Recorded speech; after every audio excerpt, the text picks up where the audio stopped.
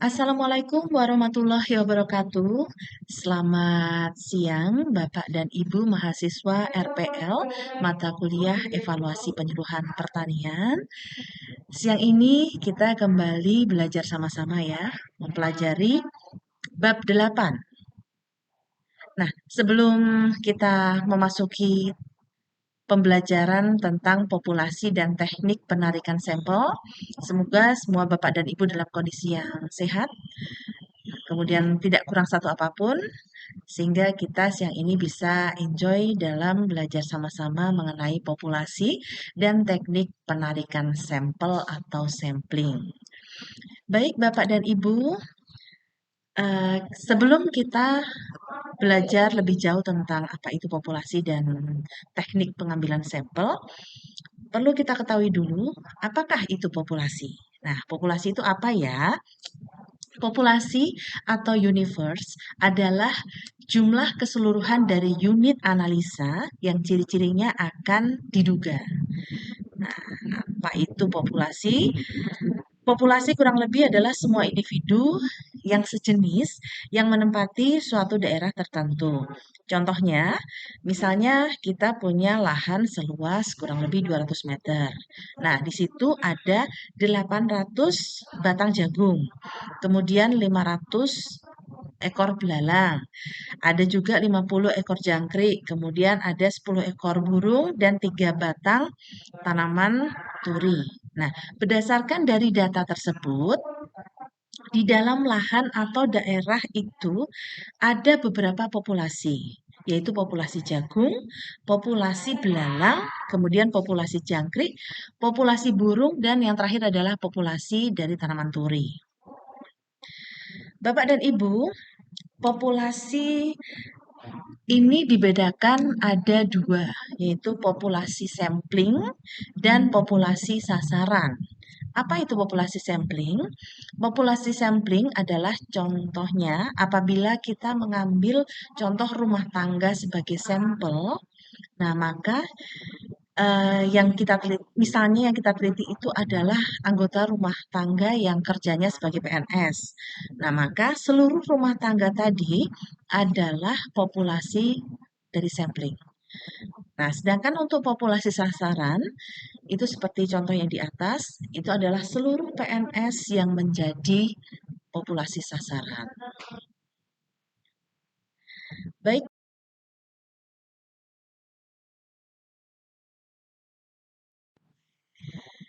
baik Bapak dan Ibu, kita lanjutkan lagi mengenai apa itu sampel.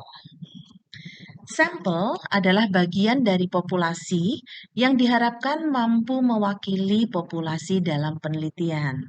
Nah, dalam penyusunan sampel ini perlu disusun kerangka sampling, yaitu daftar dari semua unsur sampling dalam populasi sampling. Nah, ini punya syarat-syarat yang harus dipenuhi. Yang pertama, harus meliputi seluruh unsur sampel. Kedua, tidak ada unsur sampel yang dihitung 2 kali atau lebih. Kemudian harus up to date. Dan selanjutnya, batasan-batasannya harus jelas. Dan yang terakhir, harus dapat dilacak di lapangan. Sekali lagi, saya sampaikan bahwa sampel adalah sebagian daripada jumlah dan karakteristik yang mana telah dimiliki oleh suatu populasi. Nah, sampel ini adalah sebuah kelompok kecil yang secara nyata bisa kita teliti dan kemudian kita tarik kesimpulannya. Bapak dan Ibu, untuk teknik pengambilan sampel, bagaimana caranya? Nah, ini di sini saya sampaikan menurut Teken dalam Masri Singarimbun dan Sofyan Effendi. Ciri-ciri dari sampel yang ideal adalah 1. Dapat menghasilkan gambaran yang dipercaya dari seluruh populasi yang kita teliti. Yang kedua, dapat menentukan presisi dari hasil penelitian dengan menentukan penyimpangan baku standar dari taksiran yang diperoleh. Sedangkan yang ketiga, sederhana, sehingga mudah untuk kita laksanakan. Dan yang keempat, dapat memberikan keterangan sebanyak mungkin dan tentunya dengan biaya yang rendah. Bapak dan Ibu, ada 4 faktor yang harus kita perhatikan dalam menentukan besar kecilnya sampel. Antara lain, 1. Degree of homogeneity dari suatu populasi. Semakin homogen dari populasi, maka semakin sedikit jumlah sampel yang diambil. Yang kedua, presisi yang dikehendaki. Makin tinggi tingkat presisi yang dikehendaki, maka makin banyak jumlah sampel yang harus kita ambil. Dan yang ketiga, rencana analisa. Keempat, kita harus memperhitungkan juga untuk tenaga, biaya, dan waktu. Baik Bapak dan Ibu, kita lanjutkan lagi mengenai non-probability sampling. Non-probability sampling adalah salah satu teknik dari pengambilan sampel yang tidak memberi peluang atau kesempatan yang sama bagi setiap unsur atau anggota populasi untuk dipilih menjadi sampel. Nah, ada jenis teknik sampling apa saja yang masuk di dalam non-probability sampling? Nah, ini ada 1, 2, 3, 4, 5, 6. Ada 6 ya, ada 6 jenis teknik non-probability sampling. Kita kupas satu persatu. Yang pertama adalah sampling sistematik. Sampling sistematik atau sampel sistematis ini merupakan teknik sampel jika peneliti dihadapkan pada ukuran populasi yang banyak dan tidak memiliki alat pengambilan data secara random. Kemudian cara pengambilan sampel sistematis ini dapat kita gunakan. Cara ini menuntut pada peneliti atau evaluator untuk memilih unsur populasi secara sistematis, yaitu unsur populasi yang bisa dijadikan sampel adalah yang keberapa. Nih, sebagai contoh ya, misalnya setiap unsur populasi yang keenam yang bisa dijadikan sampel. Soal keberapanya suatu unsur populasi bisa dijadikan sampel tergantung pada ukuran populasi dan ukuran sampelnya.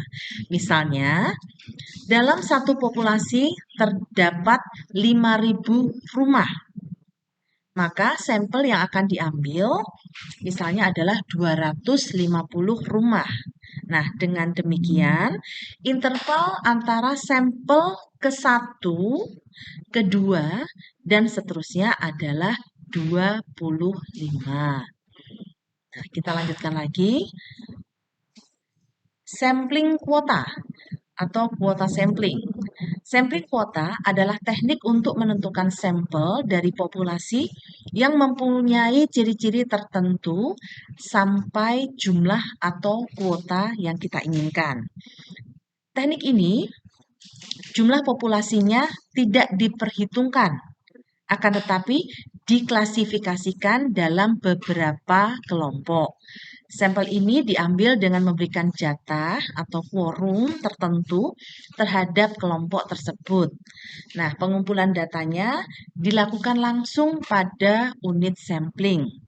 Setelah jatah tadi bisa terpenuhi, maka pengumpulan datanya dihentikan. Selanjutnya Bapak dan Ibu, sampling accidental atau accidental sampling. Apa itu? Adalah teknik penentuan sampel berdasarkan kebetulan, yaitu siapa saja yang secara kebetulan bertemu dengan peneliti atau evaluator, ini bisa kita gunakan sebagai sampel. Nah, bila dipandang orang yang kebetulan kita temui tadi sesuai sebagai sumber data tentunya ya, kalau tidak sesuai, ya tidak akan kita pakai. Nah, dalam teknik sampel accidental ini, pengambilan sampel tidak ditetapkan terlebih dahulu. Evaluator atau peneliti bisa langsung mengumpulkan data dari unit sampling yang ditemui mendadak tadi. Selanjutnya, sampling purposive atau purposive sampling. Purposive sampling adalah teknik penentuan sampel dengan kita mempertimbangkan sesuatu atau tertentu. Pemilihan sekelompok subjek dalam purposive sampling ini didasarkan atas ciri-ciri tertentu yang dipandang mempunyai sangkut paut yang erat dengan ciri-ciri populasi yang sudah diketahui sebelumnya. Maka, kata lainnya, unit sampel yang dihubungi tadi disesuaikan dengan kriteria-kriteria tertentu yang diterapkan berdasarkan tujuan penelitian atau evaluator dan permasalahan penelitian atau evaluasi. Kita lanjutkan lagi Bapak dan Ibu, sampling jenuh. Sampling jenuh adalah teknik penentuan sampel bila semua anggota dari populasi tersebut digunakan sebagai sampel. Nah, hal ini sering dilakukan bila jumlah populasinya relatif kecil, kurang dari 30 orang. Sampel jenuh disebut juga dengan biasa kita sebut sensus, di mana semua anggota populasi kita jadikan sampel. Yang terakhir, snowball sampling. Snowball sampling adalah teknik pengambilan sampel yang awal mulanya kecil. Kemudian sampel yang kecil tadi kita minta untuk memilih teman-temannya untuk dijadikan sampel selanjutnya. Dan begitu seterusnya, sehingga jumlah sampelnya semakin lama semakin banyak. Kita ibaratkan sebuah bola salju yang menggelinding, makin lama makin besar dan semakin banyak. Nah, biasanya pada penelitian kualitatif banyak menggunakan sampel purposive dan snowball sampling. Itulah Bapak Ibu penjelasan dari non-probability sampling. Baik Bapak dan Ibu, kita lanjutkan lagi mengenai pengertian sampling dan teknik sampling. Sampling itu apa? Sampling adalah suatu proses menyeleksi porsi dari populasi untuk dapat mewakili dari populasi tersebut. Ini menurut Nur Salam 2003. Nah, sedangkan untuk teknik sampling adalah merupakan teknik dari pengambilan sampel menurut Sugiono 2006. Sedangkan teknik sampling menurut Noto Atmojo 2002, teknik sampling adalah cara atau teknik yang digunakan dalam mengambil sampel penelitian.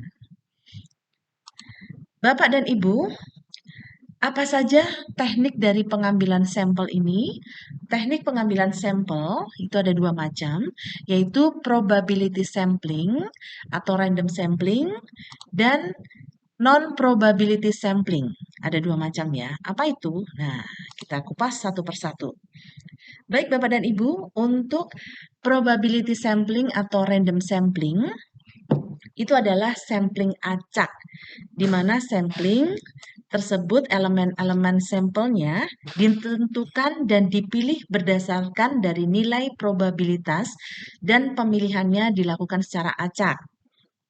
Sampling acak ini punya kelemahan. Nah, ini menurut Nasution 2003 ya. Antara lain, sampling jenis ini sukar atau sulit dilakukan. Kemudian ada kalanya tidak mungkin memperoleh data secara lengkap tentang keseluruhan populasi. Sedangkan ciri dari sampling acak ini adalah setiap unsur dari keseluruhan populasi mempunyai kesempatan yang sama untuk dipilih. Nah, ini menurut Nasution 2003. Bapak dan Ibu, apa saja yang ada dalam probability sampling atau random sampling ini?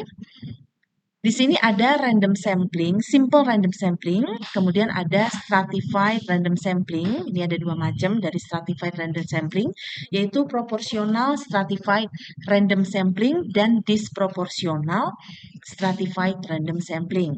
Kemudian yang ketiga ada area sampling dan keempat ada cluster sampling. Dikupas lagi satu persatu. Baik. Apa itu simple random sampling atau simple acak sederhana? Simple acak sederhana dalam pengambilannya adalah secara acak sederhana, yaitu seluruh individu yang menjadi anggota populasi punya peluang yang sama dan bebas dipilih sebagai anggota sampel. Setiap individu memiliki peluang yang sama untuk diambil sebagai sampel ya. Karena apa? Karena individu-individu ini punya karakteristik yang sama. Dan setiap individu juga bebas dipilih karena pemilihan individu-individu ini tidak mempengaruhi individu yang lain.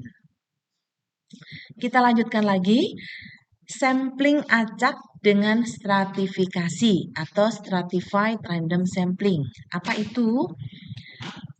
Populasi dari sampling acak dengan stratifikasi ini biasanya perlu digolongkan dulu menurut ciri atau stratifikasi tertentu untuk keperluan penelitian atau keperluan evaluasi ya. Nah, misalnya contohnya, menjadikan buruh suatu pabrik besar sebagai populasi dan populasi ini distratifikasi atau digolongkan menurut cirinya ya, yaitu menurut usia kurang dari 20, kemudian 21 sampai 30 tahun, dan selanjutnya golongan 31 sampai 40 tahun, golongan berikutnya 40 sampai 50 tahun, dan yang terakhir misalnya golongan di atas 50 tahun. Nah, untuk lebih sederhananya, dapat diatur setiap jumlah golongan atau kategori sehingga jumlah dari 1.000 orang ini, sedangkan untuk proporsinya dipilih sebanyak 100 orang atau kurang lebih 10%-nya. Nah, setelah kita melakukan stratifikasi atau penggolongan menurut ciri tadi, baru kemudian kita menentukan sampel dari setiap golongan secara acak. Baik, kurang lebih seperti itu ya penjelasan dari stratified random sampling. Baik, kita lanjutkan. Stratified random sampling ini ada dua macam, yaitu sampling acak secara proporsional atau proporsional stratified random sampling, dan sampling acak secara tidak proporsional menurut stratifikasi atau disproportional stratified random sampling. Dan selanjutnya Bapak dan Ibu, area sampling. Area sampling ini adalah teknik sampling yang dipakai oleh suatu evaluator atau peneliti apabila dihadapkan pada situasi di mana populasi dari penelitian atau evaluasinya tersebar di berbagai wilayah. Misalnya ya, seorang marketing manager sebuah TV ingin mengetahui tingkat penerimaan masyarakat di Jawa Barat atas sebuah tayangan. Nah, ini teknik pengambilan sampelnya dengan area sampling ini bisa sangat tepat. Kurang lebih seperti itu untuk area sampling. Nah, kalau teknik cluster sampling, itu samplingnya berdasarkan kelompok atau daerah atau kelompok subjek yang secara alami berkumpul bersama. Kita lanjutkan lagi. Bapak dan Ibu, dalam bahasa statistik, sering kita menemukan kata bias. Kata bias atau kata lainnya adalah ketidaktepatan, yang diartikan jika rataan sampel memiliki selisih yang signifikan terhadap rataan populasinya. Sedangkan ketidaktelitian ditunjukkan dari besarnya nilai keragaman atau varian. Nah, Bapak dan Ibu bisa lihat gambar di samping ini yang menunjukkan peluang terjadinya satu, ketidaktepatan atau ketidaktelitian. Kemudian tepat, tapi tidak teliti. Nah, sedangkan yang ini teliti, tapi tidak tepat. Dan yang terakhir, tepat dan teliti. Itulah yang kita baca dari gambar di sini, J. Baik, kita lanjutkan lagi mengenai jumlah dan ukuran sampel. Apa itu jumlah dan ukuran sampel? Ukuran sampel sering juga disebut dengan jumlah sampel, yaitu banyaknya anggota populasi yang akan mewakili populasi tersebut atau banyaknya anggota populasi yang akan menjadi sampel. Nah, besarnya jumlah atau sampel tadi merupakan salah satu hal yang perlu dicermati oleh setiap peneliti atau evaluator dengan sangat hati-hati dalam memahaminya. Jadi dalam menentukan jumlah atau ukuran sampel, kita tidak boleh sembarangan ya. Harus betul-betul sesuai.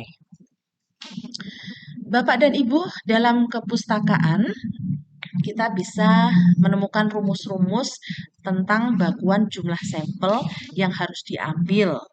Nah, ini dengan memasukkan besarnya populasi atau Z-score unit populasi, kemudian simpangan baku atau standar deviasi, dan atau juga tingkat kesalahan atau error yang bisa kita tolerir seberapa. Nah ini, Bapak Ibu bisa lihat bahwa ada rumus di sini.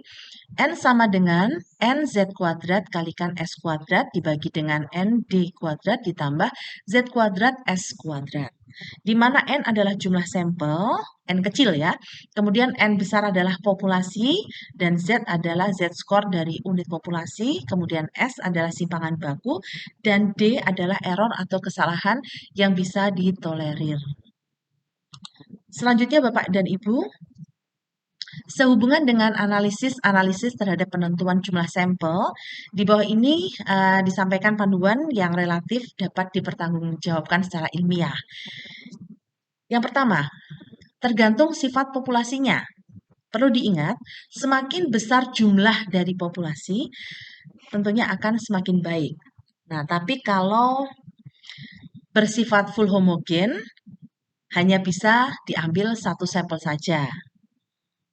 Kemudian, jika populasinya itu heterogen, menentukan sampel dengan menggunakan teknik acak kelompok banyak tahap untuk memenuhi persyaratan dari ketepatan sampel tadi.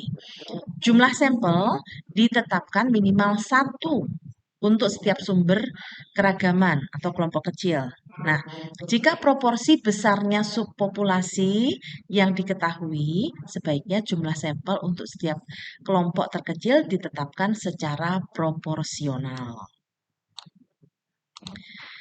Bapak dan Ibu, kita lanjutkan mengenai masih tentang bagaimana penentuan jumlah sampel ya. Nah, selanjutnya untuk menetapkan jumlah sampel itu harus kita sesuaikan dengan alat analisis yang akan kita gunakan. Ini sebagai contohnya ya. Misalnya, Bapak dan Ibu akan menggunakan analisis non-parametrik. Nah, ini dapat ditetapkan kurang dari 30. Tetapi kalau Bapak dan Ibu menggunakan analisis parametrik, ya minimal Bapak Ibu harus menggunakan sebanyak 30 sampel minimal. Nah, kemudian selanjutnya, tergantung pentingnya dari penelitian atau evaluasi yang Bapak Ibu lakukan. Semakin penting makna informasi dari penelitian atau evaluasi yang Bapak Ibu perlukan, maka jumlah sampel yang harus ditetapkan atau yang dipilih itu harus semakin banyak, bukan semakin sedikit. Dan yang terakhir tentunya harus dipertimbangkan juga ketersediaan dari sumber daya. Sumber daya apa saja? Waktu, biaya, tenaga pengumpul data yang bisa Bapak Ibu andalkan, dan masih banyak lagi. Nah, inilah Bapak dan Ibu, hal-hal yang harus diperhitungkan dalam Bapak dan Ibu mengambil atau menentukan jumlah sampel.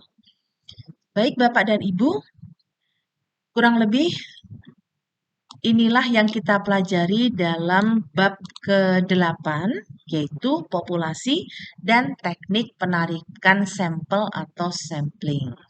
Terima kasih sekali atas kenyamanan Bapak dan Ibu dalam mengikuti perkuliahan ini. Semoga nyaman ya. Semoga nyaman dan apa yang sudah saya sampaikan tadi kurang lebih ada yang nyantol. Nah, kalau lebih nyantol lagi, harapan saya Bapak dan Ibu bisa mempelajari dan membaca bahan ajar yang sudah kami sampaikan di dalam Siato. Nah, untuk selanjutnya, Setelah ini Bapak dan Ibu akan mempelajari bab 9 yang akan nanti disampaikan oleh Bapak Sukadi.